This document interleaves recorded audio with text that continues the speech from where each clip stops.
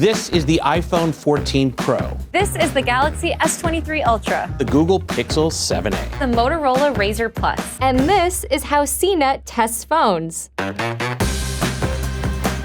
Hi, I'm Patrick Holland. And I'm Lisa Edichico. And we're two of a handful of people who review phones for CNET. We review phones from Samsung, Google, Motorola, OnePlus, and others. As well as the iPhone and phones that aren't available in the US, like ones from Huawei, Oppo, and Vivo. When reviewing phones, we take a variety of factors into account, such as camera quality, design, performance, battery life, and longevity. Every phone is different, but our testing allows us to answer the same question in every review. Is this phone worth buying? So here's what goes into a CNET smartphone review. The cameras are the biggest area where companies like Apple, Samsung, Google, and OnePlus make improvements each year.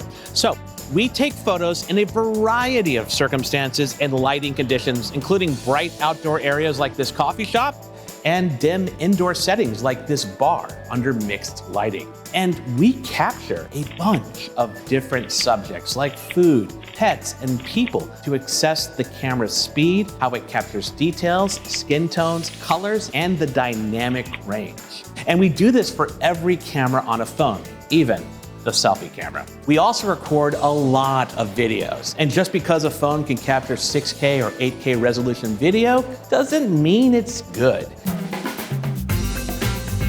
Lots of companies boast about how their newest phone is the fastest phone, or that it's 3 times faster than last year's phone. So we put their claims to the test in a few ways.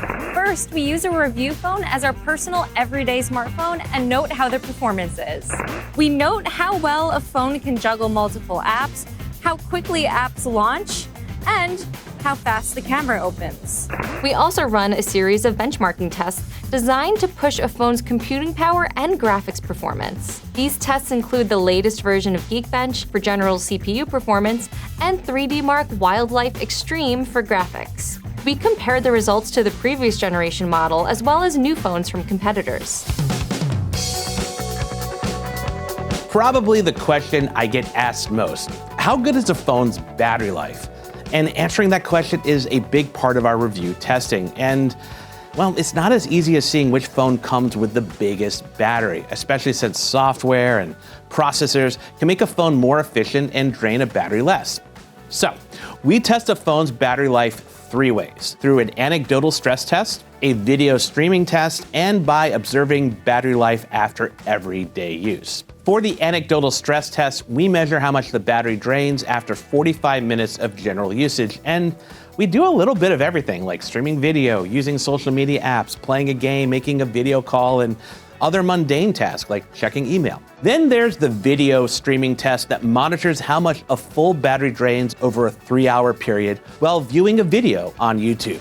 And we use the same video every time. It's this lovely train ride through the Alps. And probably the most important test we do is using a phone as our regular everyday device. We share how long the battery lasts in everyday use based on our own experience. Now, often our practical time with a phone can be the best predictor for what you might expect if you bought the same phone.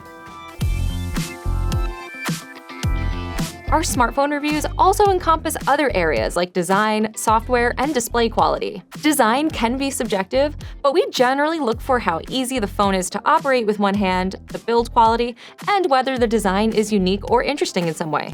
You know, like this. At the end of the day, reviews will always vary depending on the phone, but these are the core tenets that make up a CNET smartphone review. Determining a device's overall value is the guiding principle for every phone we review. Our reviews shed light on whether a phone lives up to its expectations, who the phone is for, and whether it delivers on its promises for the price. And we are always evaluating our testing methods, looking for ways to improve, so you can expect to see updates in the future. Hello? We should end this video because we both have phones to test. Okay. Bye.